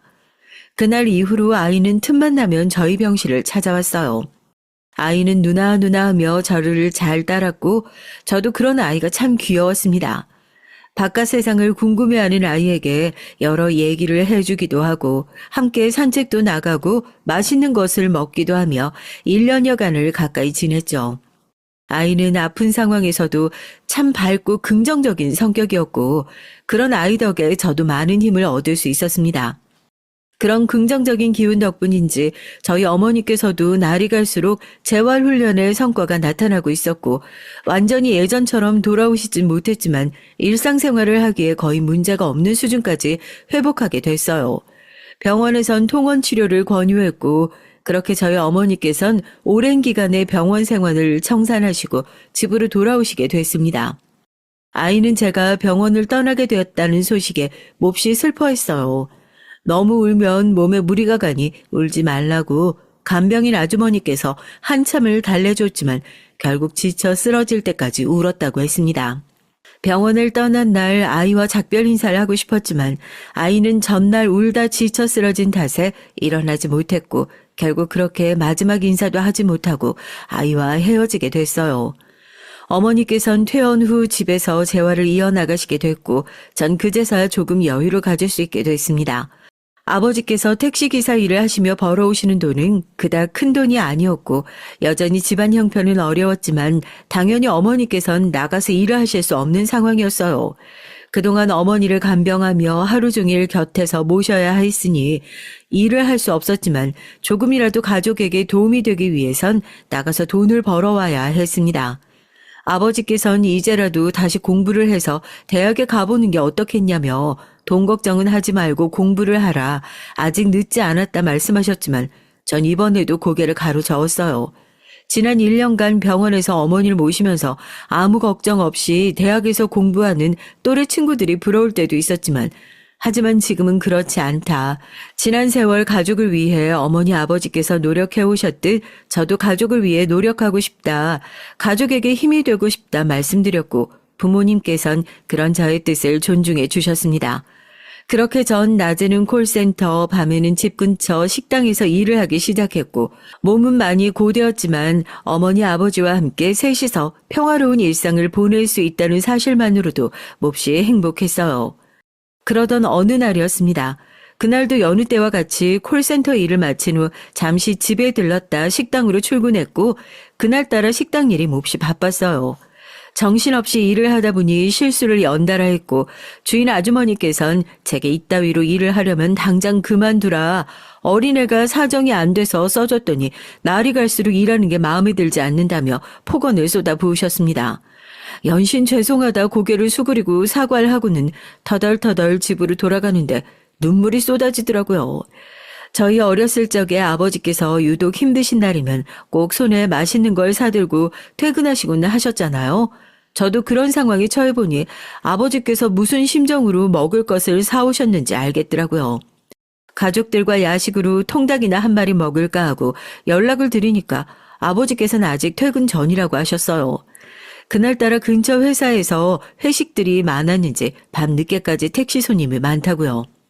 어머니께 연락을 드리니 전화를 받지 않으셨고 주무시고 계시나 싶어 통닭 한 마리를 사들고 조금 늦게 집에 도착했습니다. 바깥에 보니 불이 켜져 있기에 그 사이에 일어나셨나 아버지가 퇴근을 하셨나 싶었어요. 집으로 들어서며 어머니 아버지를 불렀는데 두 분 다 아무런 대답이 없었습니다. 이상하게 집안이 몹시 싸늘한 느낌이었어요. 불안한 마음에 급하게 안으로 들어서는데 어머니께서 부엌 바닥에 쓰러져 계셨습니다. 바로 119를 불렀고 어머니께서는 그렇게 병원으로 실려가셨어요. 또 한 번의 뇌출혈이 일어난 것이었고 이미 상태가 좋지 않았던 어머니의 몸은 그 충격을 버티지 못하고 그대로 눈을 감으시고 말았습니다. 어머니께서 돌아가신 뒤로 아버지는 완전히 폐인이 되셨어요. 아버지께선 그날 본인이 일을 조금만 더 일찍 끝내고 돌아왔다면, 어머니께 조금만 더 신경을 기울였다면 이런 일은 벌어지지 않았을 텐데 하는 지독한 자책감에 시달리셨고, 택시기사 일도 그만두시고 매일 집에서 술만 드셨죠. 두 분은 세상 어느 부부보다 사이가 좋은 부부셨기에 저도 마음이 너무 아팠습니다. 그러나 저 또한 아버지처럼 슬픔에 잠겨 있을 수만은 없었어요. 택시 일을 그만두신 아버지를 대신해 전 여전히 콜센터와 식당에서 일을 하며 가족의 생계를 책임져야 했고, 혼자서는 밥도 제대로 챙겨 먹지 못하시는 아버지를 돌봐드려야 했습니다. 하늘이 너무나 원망스러웠고 앞날이 캄캄했죠. 모두가 행복했던 과거로 돌아가고 싶다는 생각만 가득했고, 날이 갈수록 저는 점점 피폐해져 갔습니다. 그렇게 지옥 같은 나날들이 계속되던 어느 날이었어요. 저 없이는 혼자서 밥도 제대로 챙겨 드시지 않던 아버지께서 그날은 제가 퇴근하니 저녁밥을 차려놓으셨더라고요. 그동안 못난 부모 때문에 고생 많았다. 네 엄마 그렇게 되고 모든 게 내 탓인 것만 같아서 너무 괴로웠어. 그래서 널 돌볼 생각을 못했던 것 같다. 넌 어렸을 적부터 참 의젓하고 어른스러운 딸이었지. 그래서 더욱더 네게 많은 짐을 지웠는지도 모르겠구나. 네가 아무리 가족을 위하고 싶다고 한들 친구들처럼 대학 생활도 하고 아무 생각도 없이 그 나이에 맞게 즐겁게 놀고 싶기도 했을 텐데, 다 알고 있으면서도 그걸 모른 척하고 네게 많은 부담을 줬던 것 같다. 이제부터라도 정신 차리고 제대로 살아보려고 해. 너 지금 하는 일 다 그만두고 다시 공부 시작해라. 다른 건 몰라도 너 남은 인생 동안 하고 싶은 거 다 하면서 살 수 있도록 그렇게 해줄 거야. 이 한 몸 다 바쳐서 남은 인생 너를 위해 살기로 했다. 죽은 네 엄마가 하늘에서 지켜보고 있을 테니 언젠가 하늘에서 다시 만났을 때 나 그래도 당신 떠나고 남은 인생 딸 위해서 열심히 살았다 당당하게 말할 수 있도록 앞으로 부끄럽지 않게 살 거다. 그날 먹었던 김치찌개 맛이 아직도 잊혀지질 않아요. 평생 요리라고는 해보신 적도 없는 아버지께서 끓여주셨던 그 찌개는 말 그대로 김치를 물에 담근 물인 양 밍밍하고 시큼했지만 제가 지금껏 먹었던 김치찌개 중 가장 맛있었습니다. 그렇게 눈물이 가득한 저녁 식사가 끝나고 그 다음 날부터 아버지께선 다시 택시를 몰기 시작했어요. 전 콜센터와 식당 일을 그만두고 공부를 하기 시작했고요.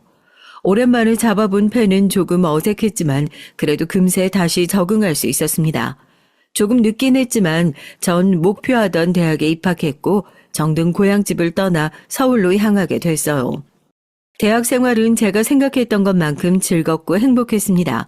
고향집에서 홀로 지내실 아버지가 걱정되긴 했지만 아버지께선 전화를 드릴 때마다 본인 걱정은 말고 너부터 잘 챙기라며 필요한 것이 있으면 언제든 편하게 연락하라 말씀하셨어요. 전 대학을 다니는 내내 장학금을 받았고 아버지께선 그런 저를 몹시 자랑스러워 하셨죠. 대학을 졸업한 후 전 바로 회사에 취직을 했고 큰 규모의 회사는 아니었지만 고향집과 가까웠고 제가 대학에서 공부했던 전공과도 관련이 있는 직군이었기에 나름대로 만족스러웠습니다. 취직한 후로 고향집으로 돌아가 아버지와 둘이 함께 지내기 좋기도 했고요. 그 무렵 아버지께서는 건강이 부쩍 좋지 않아지셔서 택시 운행 시간을 많이 줄이셨고 평생 피워오시던 담배도 끊으셨어요. 그러나 그런 노력들이 무색하게도 아버지께선 날이 갈수록 쇠약해지셨고 결국 택시 운전 일을 그만두시게 됐습니다. 여러분도 아시다시피 오랜 시간 운전하는 게 쉬운 일이 아니잖아요. 긴 세월 동안 하루에 10시간 이상을 차를 운전하며 보내셨으니 당연히 몸에 무리가 올 만했습니다. 어깨며 목이며 뻐근하지 않으신 곳이 없었고 특히 허리 디스크가 심해 고생을 많이 하셨어요. 그런 아버지를 모시고 전 물리치료원에 다니기 시작했고 그곳에서 남편을 처음 만나게 됐습니다. 남편은 그곳에 오래 일을 하던 물리치료사였고 몹시 친절한 사람이었죠. 치료원을 찾을 때마다 가장 밝게 인사를 해줬고 언제나 웃는 얼굴이었어요. 처음엔 그저 다정한 사람이라고만 생각했는데 시간이 지날수록 저도 모르게 남편에게 점점 더 호감이 갔습니다. 특히 어르신들을 대하는 모습을 보며 더욱더 관심이 가더라고요. 물리치료원 특성상 치료를 받으러 오는 환자분들이 대부분 나이가 많으신 분들이었는데 모든 어르신분들이 그러진 않지만 가끔 무턱대고 화를 내시거나 고집을 부리며 일하는 치료사들이 자기보다 낮은 사람 부리듯 함부로 대하는 사람들이 계셨어요. 남편은 언제나 그런 분들에게 언성 한번 높이지 않고 노련하고 능숙하게 대처하더라고요. 매번 진심을 다해 열심히 치료하고 어르신들을 성실히 모시는 모습을 보니까 참 괜찮은 사람이란 생각이 들었습니다.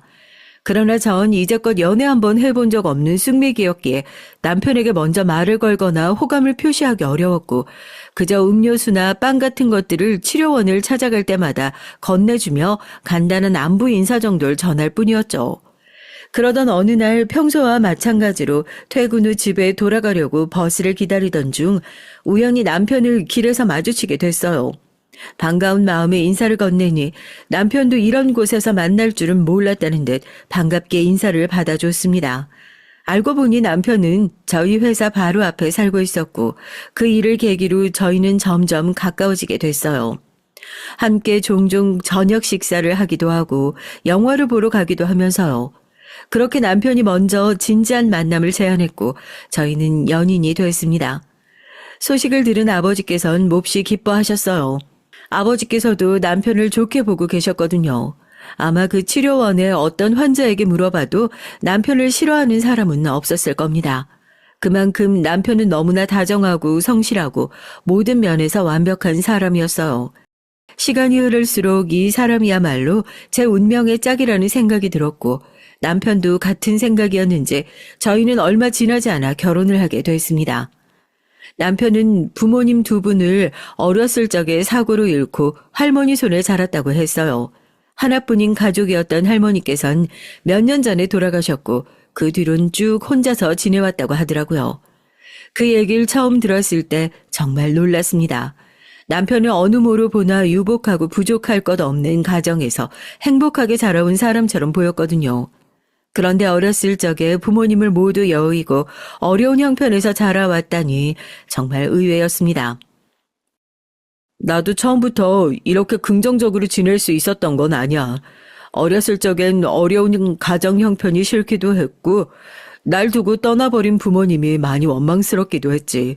날 제외한 세상 모든 사람들을 아무 문제 없이 행복해 보였고 왜 나만 이렇게 불행하고 힘든 건지 그렇지만 그런 것들을 전부 생각하기 나름이더라. 난 부모 없이 자랐지만 그래도 날 돌봐주시던 할머니가 계셨고 풍족하진 않지만 밥을 굶으며 지내진 않았고 거창한 직업을 가지고 있진 않지만 먹고 사는데 아무 문제도 없고 무엇보다 물리치료사라는 직업을 가졌기에 널 만날 수 있었잖아. 이렇게 생각해보면 난 정말 행복한 사람이야. 그런 남편의 모습에 그동안 저의 스스로가 참 부끄럽게 느껴졌어요. 저 또한 왜 나한테만 이런 일이 생기는 건지 세상이 원망스럽고 매사에 부정적이었던 때가 있었죠.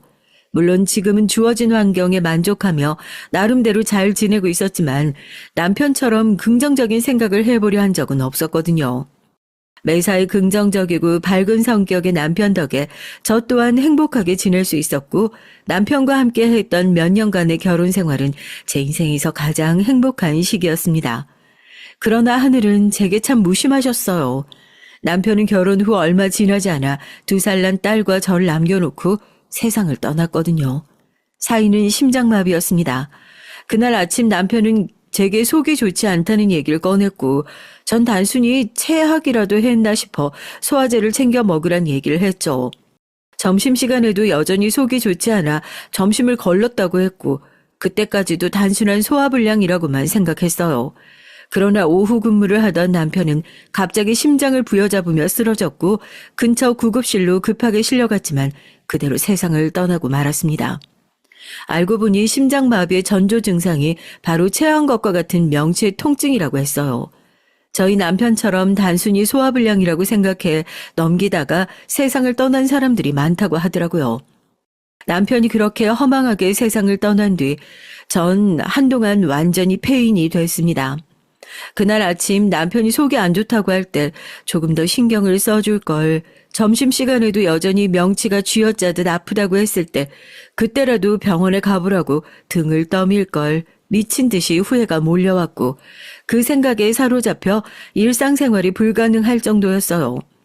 어머니께서 돌아가신 후 자책감에 시달리시는 아버지를 보고 왜 저렇게까지 스스로를 탓하시는지 솔직한 마음으론 이해하기 힘들었는데 막상 제가 똑같은 상황에 처하고 나니 사람이 그렇게 될 수밖에 없더라고요.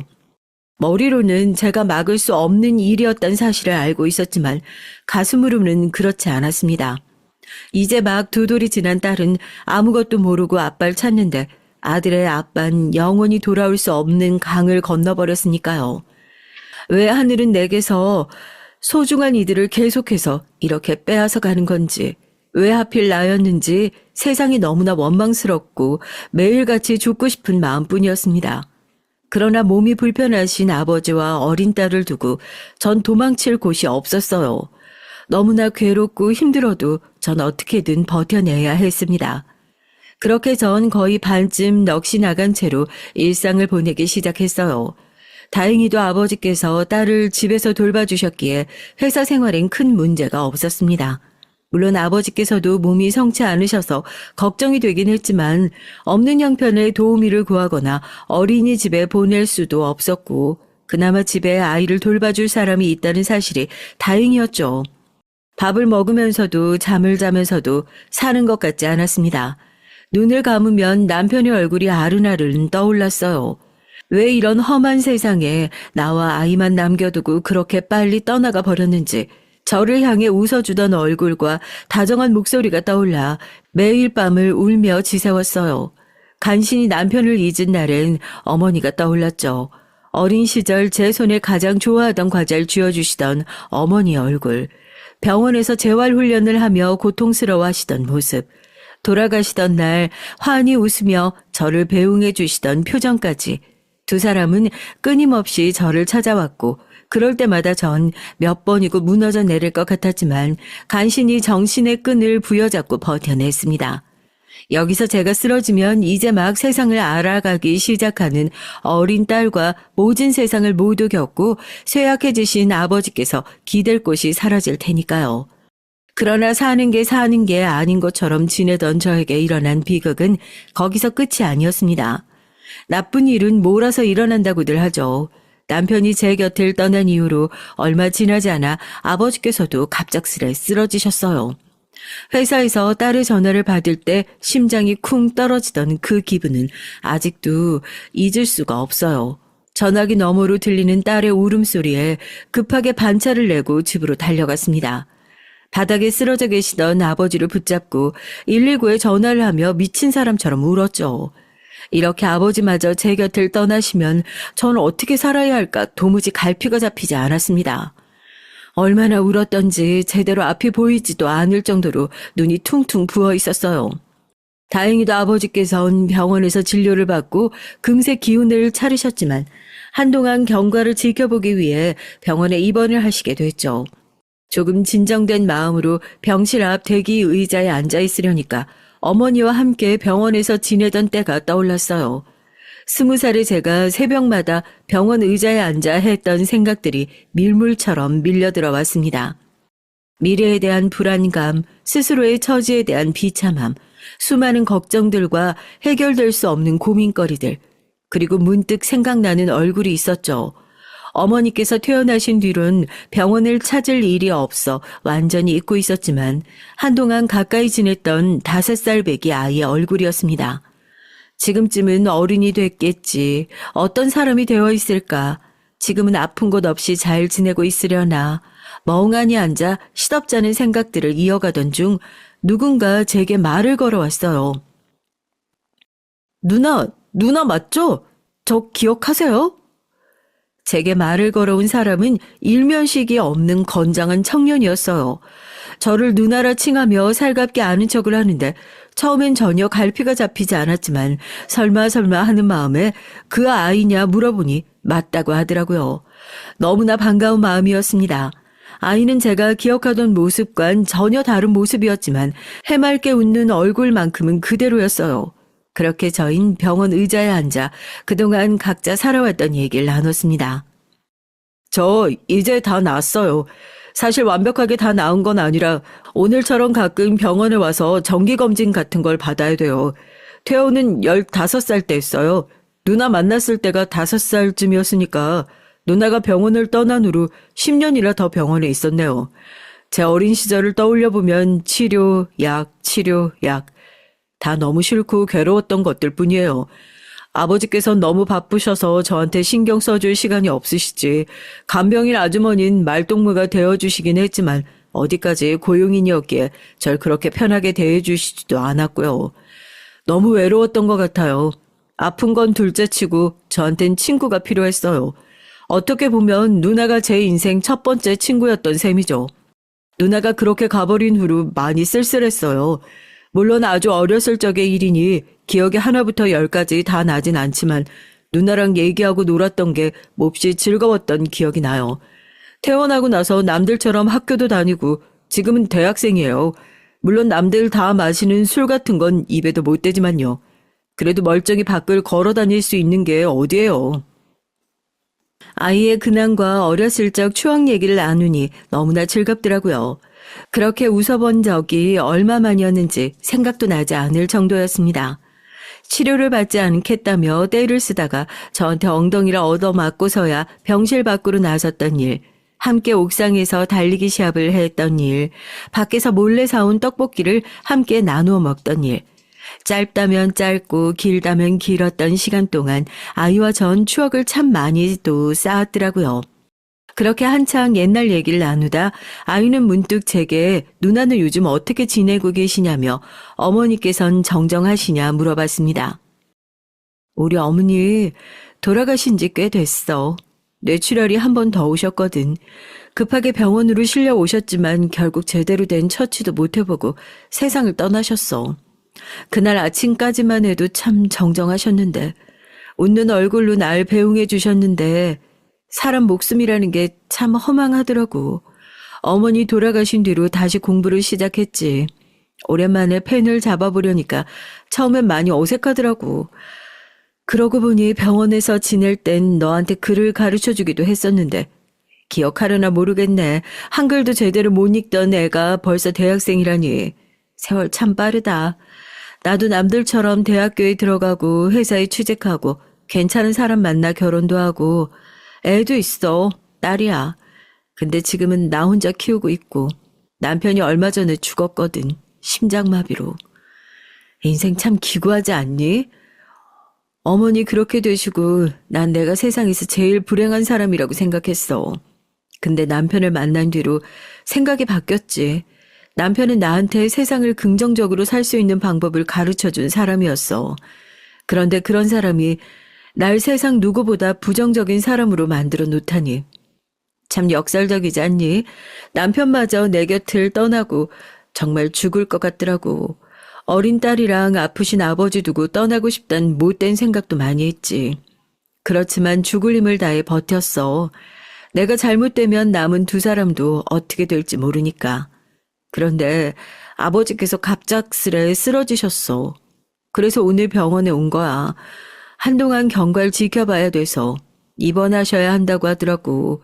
별일 없으신 건 참 다행이지만 병원비가 워낙 비싸야 말이지. 너무 오랜만에 만난 반가운 상대여서인지 저도 모르게 구구절절 지난 세월의 얘기들이 넋두리처럼 흘러나왔습니다. 너무나 힘들고 지쳤지만 주변에 말할 곳 하나 없었기에 그랬을지도 몰라요. 얘기를 다 해놓고는 내가 너무 쓸데없는 말들을 다 꺼냈다며 신경 쓰지 말라, 바쁠 텐데 붙잡아둬서 미안하다 말하자 아이는 세차게 고개를 가로저었습니다. 누나한테 그렇게 힘든 사정이 있을 줄은 전혀 몰랐어요. 누난 제 생명의 은인이나 다름없어요. 그날 누나가 절 발견해서 간호사를 불러주지 않았다면 다음날 아침에 싸늘한 모습으로 발견되었을지도 모르잖아요. 게다가 그 뒤로도 누나가 있었기에 이 감옥 같은 병원에서 그나마 즐겁게 지낼 수 있었어요. 누나가 그렇게 떠나버린 뒤로 항상 궁금한 마음이 남아있었거든요. 그렇지만 너무 오래전 일이고 이제 와서 누나를 찾기엔 적당한 명분이 없기도 했고요. 그렇게 힘든 상황에 처해 있을 줄 알았다면 진작 누나를 찾아볼 걸 그랬어요. 누나도 알다시피 저 부잣집 아들이잖아요. 저희 아버지 작은 회사 운영하세요. 얘기 들어보니까 누나가 하는 일이랑도 비슷한 것 같은데 저희 아버지께서도 나중에서야 얘기 전해 들으시고 누나한테 살해하고 싶어 하셨거든요. 아마 아버지께서도 누나 사정 들으시면 도와주실 거예요. 경제적인 사례나 아니면 저희 회사에 누나 자리 마련해 드릴 수도 있고요. 딸 돌보면서 조금 더 편하게 다니실 수 있도록요. 아이의 말에 저도 고개를 가로저었어요. 너한테 그런 도움을 바라고 얘기를 꺼낸 거 아니다. 내가 요즘 너무 힘들어서 정신없이 너한테 털어놓아버린 것 같다. 오랜만에 만나서 좋은 얘기만 나누기에도 부족한 시간이었는데 미안하다. 너무 반가웠다. 앞으로도 종종 연락하며 지내자 인사를 하고 자리에서 일어났어요. 아이는 아쉬워 보이는 얼굴이었지만 절 붙잡진 않았고요. 그래도 누군가에게 솔직한 심정을 털어놓고 위로를 받으니 마음이 좀 편해지긴 하더라고요.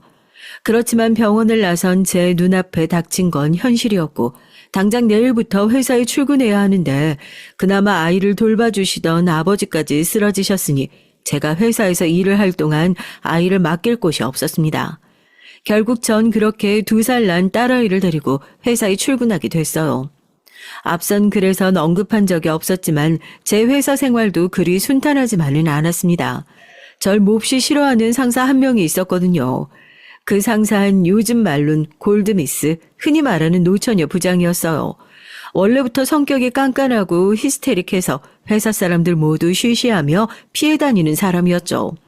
저 또한 그 여자와 엮여서 좋을 것이 없었기에 최대한 심기를 거스르지 않으려 노력했었는데 남편이 죽고 나서 제가 통 회사 일에 신경을 기울이지 못하자 부장 눈에 그 모습이 몹시 거슬렸던 모양이더라고요. 다른 사원들은 모두 있는 자리에서 저한테 대놓고 조롱을 하기도 했고 남들과 똑같은 결과를 가져가도 꼭 제 것만 콕 집어서 지적을 하거나 다시 해오라 핀잔을 주기도 했고요. 처음엔 제가 예민한 거겠지 생각했지만 점점 정도가 심해져서 다른 직원들도 부장이 절 싫어한다는 사실을 눈치챌 정도였죠. 딸아이를 데리고 회사에 나갈 때도 그 여자가 가장 걱정이었습니다. 다른 직원들은 그렇다 치더라도 부장은 분명 제 딸을 보면 난리를 치며 질색할 게 뻔했으니까요. 역시 예상대로 부장은 제가 데리고 온 딸을 보자마자 버럭 화를 내면서 미쳤냐, 여기가 어디라고 애새끼를 데려오냐 소리를 지르더라고요. 여기가 뭐 그쪽 놀이터예요? 아니면 어린이집이라도 되는 줄 알아요? 일하는 곳에 애새끼 데려오는 건 도대체 어느 나라 상식이야? 내가 이런 기본적인 것까지 하나하나 가르쳐줘야 돼요? 그렇게까지 머리가 안 돌아가요? 그러니 그렇게 오래 일하고도 겨우 그 정도 직급 달고 있겠지. 진짜 한심하기 짝이 없다니까. 나 같으면 쪽팔려서 회사에 애새끼 데리고 올 생각은 하지도 못할 텐데. 무식하면 용감하다고. 애새끼 생긴 것도 딱 보니 지 엄마 닮아서 멍청하네. 아, 진짜. 전 그런 부장에게 너무 죄송하다. 비상식적인 일인 건 저도 알고 있다. 근데 정말 아이를 맡겨 놓을 곳이 없었다.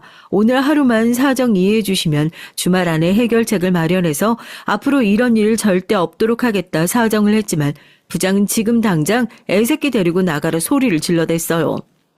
서러움과 모멸감에 눈물이 정말 폭포처럼 쏟아졌습니다. 결국 아이를 데리고 회사를 나서기 위해 자리에서 일어난 순간 사무실 문이 열리고 회장님이 안으로 들어오셨어요.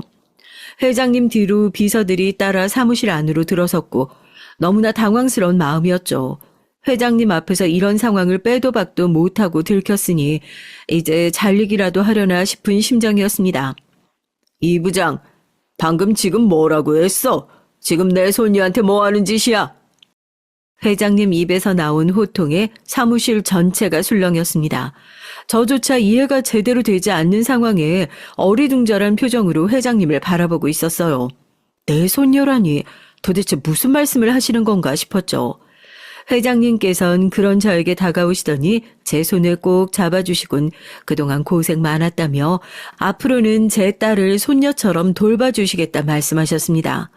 아무리 이해하려 애써봐도 상식선에선 이해가 되지 않는 상황이었고 뭐라 대답도 못한 채로 당황스러워하고 있으니까 회장님께선 익숙한 이름을 꺼내며 이 아이를 알지 않느냐, 사실 제가 병원에서 만났던 그 아이가 바로 회장님의 아들이다라고 말씀을 하시더라고요. 정말 너무나 믿기지 않는 상황이었습니다. 영화나 드라마보다도 훨씬 더 영화 같은 상황이었죠.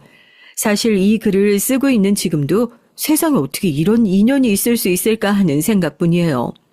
제가 다니던 회사는 규모가 그리 크지 않은 회사였기에 회장님께서 종종 사무실을 돌아다니시며 직접 사원들과 대화도 나누시고 가벼운 안부를 묻기도 하시며 사원들과 가깝게 지내시는 편이었거든요. 아무리 중소기업이라 하더라도 높은 자리에 있으신 분이 그러기 쉽지 않은데 참 인격적으로 훌륭한 분이셨죠. 대학을 졸업하자마자 입사해서 10년 가까이 같은 회사에서 일하고 있었으니 회장님과는 당연히 안면이 있는 사이였고 회장님께선 얼마 전 제 남편이 심장마비로 목숨을 잃었다는 사실을 알고 계셨습니다.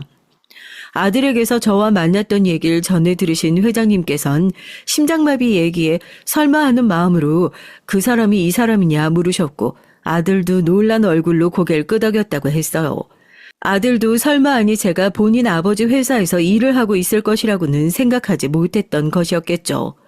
모든 사정을 알게 되신 회장님께선 기꺼이 저를 돕겠다 말씀해 주셨고 제 딸을 성인이 될 때까지 손녀처럼 후원해 주시겠다는 뜻을 전달하시기 위해 사무실을 찾아오셨던 것이었습니다. 당연히 사무실은 뒤집어졌고 특히 저를 구박하던 부장의 얼굴이 눈에 띄게 창백해지더라고요. 회장님께서는 우리 회사가 언제부터 이렇게 인정에 박하고 권위주의적인 곳이 되었냐며 사정이 어려운 사원이 있으면 서로 돕고 이해하며 지내야지 우리 회사의 사원을 잊었냐 부장에게 호통을 치셨습니다.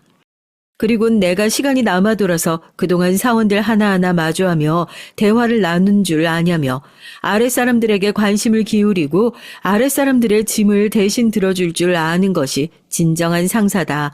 당신 같은 인간은 상사 자격이 없다며 그 자리에서 부장을 해고하셨어요. 부장은 그런 것이 아니다. 제가 평소에 얼마나 근무 태도가 불량했는지 아느냐. 본인은 상사로서 저를 올바른 길로 이끌어가기 위해 노력한 것뿐이다.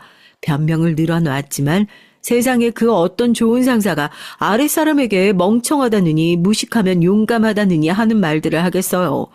그 모든 폭언과 막말을 눈앞에서 목격하신 회장님께는 아무런 소용이 없는 변명이었고 결국 부장은 짐을 싸서 회사를 떠나게 됐습니다. 전 한사코 도움을 거절하려 했지만 회장님께서는 완강하셨어요. 아들 목숨값에 대한 담례라며 그동안 줄곧 눈앞에 두고도 은인을 못 알아봤다는 사실이 참 안타깝다 하시더라고요. 인연이란 것이 이렇게 가까운 곳에 있기도 하다며 부탁이니 거절하지 말아달라 제 손을 잡고 애원하듯 말씀하셨고 회장님의 아들 또한 마찬가지였습니다. 이제라도 어린 시절의 은인에게 감사함을 보답해 줄 수 있는 기회가 생겨 기쁘다며 이렇게라도 하지 않으면 평생 마음에 걸릴 것 같다 간곡한 부탁을 해왔고 더 이상 자존심 세우며 거절할 수 있는 처지가 아니었기에 전 결국 기쁜 마음으로 회장님의 도움을 받아들이기로 했습니다. 그렇게 다음 날부터 도우미 아주머니가 저희 집으로 출근해서 딸을 돌봐주시기로 하셨고 병원에 입원해 계신 아버지 곁엔 전문 간병인이 하루 종일부터 아버지를 간호해드리게 됐어요. 게다가 회사에서 더 가깝고 좋은 집으로 이사까지 하게 됐죠. 처음엔 간병인 도우미까진 그렇다 치더라도 집까지 사주시겠다느니 말도 안 된다. 그런 큰 도움은 필요 없다 거절했지만 회사 가까이에 집이 있어야 출퇴근하기도 편할 테고 아이가 점점 자라면서 전에 살던 집은 좁을 텐데 본인 손녀가 자기 방 정도는 있어야 하지 않겠냐며 앞으로는 고집 부리지 않을 테니 이것까지만 받아달라 하셔서 결국 이사를 오게 됐습니다. 어린 시절 베풀었던 작은 관심과 친절이 이렇게까지 큰 도움이 되어 돌아올 것이라곤 전혀 생각해보지도 못했고 사실 지금도 어안이 벙벙해요. 집에 있으면서도 이게 정말 내 집이 맞나 이런 생각이 들고 현실이 믿겨지지 않는달까요? 게다가 절 괴롭히던 부장이 잘리고 공석이 된 부장 자리엔 제가 앉게 됐습니다. 물론 부장 바로 밑에 직급이 저였고 부에서 가장 연차가 긴 사원이긴 했지만 부장으로 승진할 것이라고는 생각도 하지 못했었거든요. 회장님께선 절 낙하산으로 앉혀준 것이 아니라고 빈자리에 가장 어울리는 사람이 저였다며 부원들도 모두 제가 부장이 되는 걸 반기는 눈치였고 본인이 보기에도 제가 충분히 능력 있는 사람이라며 필요한 것이 있으면 언제든지 말하고 걱정 없이 회사를 위해 한 몸 바쳐 열심히 일해주라 말씀하시더라고요. 그런 회장님의 말씀에 애사심이 끌어 넘치는 기분이었습니다. 남은 인생 제 온몸을 갈아서라도 이 회사와 회장님을 위해 일해야겠다는 다짐이 들었어요. 그 뒤로 아이는 가끔 저희 집에 놀러와 저희 딸과 함께 제 아이에게 해줬던 것처럼 글 공부를 하기도 하고 시답지 않은 얘기를 나누며 놀아주고는 합니다. 어렸을 적에도 참 긍정적이고 밝은 아이였는데 그 모습 그대로 컸더라고요. 학교를 다니며 공부하고 있는 모습을 보면 제 대학 시절이 생각나기도 하고요. 가끔은 세상을 떠난 남편이 떠올라 울적하기도 하지만 생전 남편이 그랬던 것처럼 저 또한 긍정적으로 세상을 바라보며 노력하고 있습니다. 게다가 이런 엄청난 은혜를 입었으니 세상이 긍정적으로 보이지 않을 이유가 어디 있겠어요. 한때는 제가 세상에서 제일 불행하고 저만 힘들고 남들은 모두 다 행복해 보이던 시절이 있었지만 지금은 아닙니다. 힘든 시간이 있으면 언젠간 반드시 행복한 시간도 와요. 그 힘든 시간을 어떻게 해서든 버텨내고 지나가면 그 너머엔 행복이 여러분을 기다리고 있을 겁니다. 그러니 지금 과거의 저처럼 힘든 시간을 보내고 계신 분들이 계시다면 조금만 더 힘을 내서 버텨봐요. 사람이 언제까지 불행하라는 법은 없으니까요. 여러분께도 언젠간 제게 찾아온 것과 같은 행복이 꼭 찾아올 거예요.